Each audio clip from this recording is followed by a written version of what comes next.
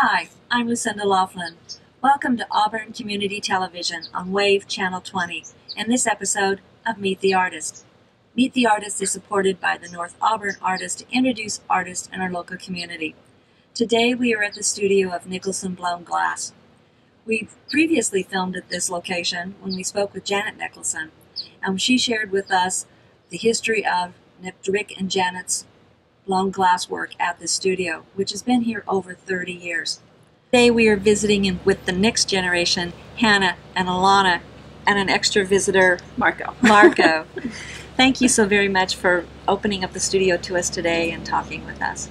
Thank you for coming and visiting us as well. Happy to be here. Well, I always enjoy visiting the studio because there's so much going on, and you have been so gracious in inviting me on as well as my friends, and I'm so thrilled to introduce you to our audience, particularly since they can just call up and make appointments and come and see, and you're working almost every day, aren't you? Yep, we work generally speaking Monday through Friday. We're also open by appointment, and then starting in the fall we'll be open on weekends as well. And all they have to do is just call and say, hey, can we come in, and you can schedule a time for them to come visit. You can call or you can also email us. And I think that's what's great, because you're just so open to the community and sharing this with us. So, but this is a special treat. Now, let's start out with, because I did call you the next generation, because you are now the younger generation in our community. You're carrying forward what your parents, Janet and Rick, started here. Could you just tell us a little bit about what it was like growing up as the daughter of Janet and Rick, and then, Alana, if you could add then how you entered into this. I think it's one of those things that you don't really notice how unique and special it is when you're around it as a child all the time. But I would always, run around the glass shop barefoot, or, in high school I would help drop some color here and there. And it was one of those things that once I left and went off to college, I realized, how special it was and how much I wanted to be involved in it. So I came back and, would assist for my parents on and off, and that's when Alana came back and started assisting for my parents as well. And I essentially grew up here as well. Hannah and I have been best friends since second grade. We went to elementary school together. Same sort of thing where you just, you see it every day. You don't really realize how amazing it is. We both went off to school, came back, and realized that it was pretty special. And, just for me personally, I really lucked into it. Now, staying in the community was important to you as well, coming back to Auburn. I assume that was an element of it as well. Yeah, honestly, it's just an incredible opportunity that we have, and, inheriting a situation that's kind of all set up, and having the support system of my parents all built into it. So, yeah, coming back to Auburn, and, we do love the community of Auburn, and there's, great flora and fauna that's really inspiring all around this area, that we really work into our pieces. So yeah, being here is great. And I love it that now every time I come, you're always working on something a little bit different. And you can see that, like today, we are going to be seeing you put together a platter, which is quite an experience to watch. And I understand that this is something that you started taking on within this last year, is building these big platters. Honestly, most of the stuff that we've been developing has been in this last year. We've spent a lot of time assisting. This has been our first year of trying to develop our own voice and take all the lessons that we've been given from Janet and Rick and trying to apply them to our own work. So what you'll see today is one of the platters, which is something that Rick and Janet are known for. We're doing our own little bit of a spin to it, drawing some inspiration from the Aurora Borealis, and trying to take off from there. So when I actually watch you working with the glass, it always seems, it's kind of color neutral almost. And so it's when you opened it up today, and you can actually, then you can start seeing those colors. And every time I come in, that's kind of a special surprise. Yeah. And like today, when that finally opens up. And so the colors are going to be the greens. Very vibrant. Very vibrant. So we've got some really dark colors in there. We've got black and burgundy, and then we've got some much brighter lime and aqua colors as well. A little bit of amethyst as well. So a lot of the times when we're making pieces, when the glass is cold, it's all concentrated, so it looks very dark. And then when it's hot, you're seeing the color of the heat through the color of the actual glass. So everything looks a little orange or brown or dingy, kind of boring. And then platters specifically, we back all of the colors with white glass powder. So that makes like transparent colors, gives them an opaque background, so the colors really pop. So when we're actually blowing the piece out, you're looking at the white powder, and all the colors are on the inside. Yes, and that's why it kind of looks dull when you're first looking at it. That's kind of what makes this special, because it's like a rose almost opening up. It's like, oh my gosh, there it is. Yeah. Well, that's the others. I was here probably about a month ago, and you were making some cups, and I've actually brought one of these cups that you were making. And I have to say, holding this is really hard for me because I hate snakes. But so this, I'll let you hold this, Alana. Now, first off, I know that cups are a little bit more difficult because putting the handle on them and getting that so that the handle's something very new for us, and it's a very delicate balance of getting the right amount of glass, the right amount of heat. I mean, pretty much like with everything that we do, but the handle's a little bit trickier. It's just a newer technique for us. And it goes on pretty much the last, doesn't it? So you've done all of this work, and then here comes this part that is a little bit more difficult, I think. Well, the whole thing, honestly, from my perspective, is difficult.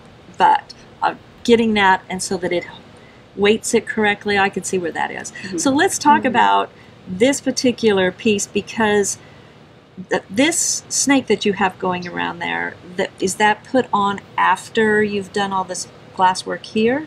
Or just kind of walk me through this. Yeah, so we basically make a cup, and then she'll bring a bit of glass and kind of do this color work on there. And she'll bring it around, and we just drag it around. And then we'll come in and add the other details, like the eyes and the tongue and the rattle on the end. And then it's finish such up with the a handle. clever idea. Even though I don't like snakes, I think it's a very clever idea. Now, and we had actually filmed here before when we spoke with your mother, and you were filming your vases at that time. And I think one of the things I was noticing is when you do those little drops of the dots that go along with them, and just getting them space. So you have such a good eye. You can just see it in the work that you're doing. Now, do you think that just kind of naturally came to you, and or because you've been working around here for so long, it's just a part of who you are? Yeah, I think it's just practice, first of all. Just doing the same thing kind of over and over again. And, you know, drawing a lot of the time helps you kind of figure out, you know, spatial awareness and just the different aspects you want to put on there. And now that's something when you're saying you're drawing, so do you do actual drawings of what you're going to be working with in glass beforehand? Sometimes. Yeah, we'll do rough sketches a lot of the times, but drawing is definitely helpful when we're making something new, especially. But ultimately it translates a little bit differently sometimes. So we'll draw things out, but a lot of the times you have to adjust, you know, what you're going to do based on how the glass is reacting and whether it's doing what you want it to do or not. Well, I think where you've come in just the last year is just absolutely amazing, and I have seen each step of these things as you're working with it, and it's been such a wonderful opportunity for me, and I'm so glad that I could bring it to the audience. So let's go, and we're going to cut now to the video that we have shot of you working on the platter. Let's go.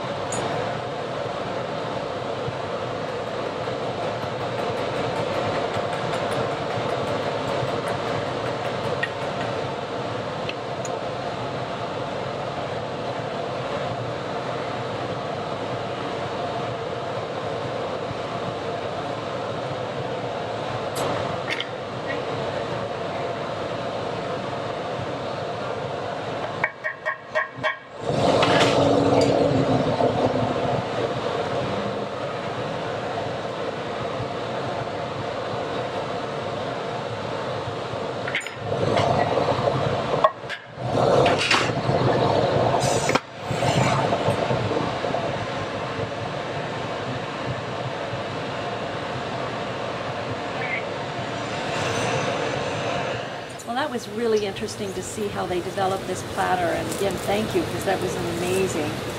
One of the things we were talking about is when you, at the end of it, you put it in some type of an oven. So what's happening to this piece right now? So when we're finished with the day's work, all our pieces go into what we call our annealers or ovens. They're around 950 degrees, which is a pretty stable temperature for the glass, and it'll cool down on a cycle for about 24 hours. So we'll get to look at that piece tomorrow evening, and that's when all the true colors will actually come up. It'll be much more vibrant. Now, is this at the point when you'll determine whether or not this has been a success? Yes. So it's kind of now, it's like almost anticipation for Christmas. Yeah, exactly. We'll put in a full day's work, and we'll come in the next morning and be excited to come and look at it and be hopeful. Now, one of the things we didn't talk about before we cut to the video, when you say a full day's work, are you every morning in the studio here doing work like this? For the most part, we have, depending on our schedule and our orders that we have, we'll be doing platters, we'll be doing some smaller pieces for the holidays, depending. But every morning we try and fill up our annealers. Now, we had mentioned also that people can give you a call and make an appointment to come in. Do you have things scheduled on a routine basis through the year? Yes, so we are a part of both the North Auburn Art Studios Tour and the Placer Artist Studio Tour. One is in the fall, and then we have one in May as well. And then during the holiday seasons, we are open starting after Thanksgiving, between Thanksgiving and Christmas. We're open every weekend, and other than that, you can always call us and say that you want to drop in and have a look at the studio, or email us as well. And you have special events for people that are on your mailing list as well? Yes, so we do some private events and private larger events where we'll have some food trucks come in and have a little party, and people who are on our mailing list get exclusive invitations to that as well. I definitely want to get on the mailing list. You can do that by going onto our website, which is NicholsonGlass.com or NicholsonBlownGlass.com as well. You can also just call us and let us know that you would like to be on our email list, and our phone number is 530-823-1631. Well, I really want to thank you for opening up your studio to us today. I know you are incredibly busy. It's a busy time of year for you, so thank you very much. Hey, thank you so much. Thanks for stopping by. And I want to thank you for tuning in to Auburn Community Television and this episode of Meet the Artist. We always are thrilled that you're watching us, and we hope that you will tune in again.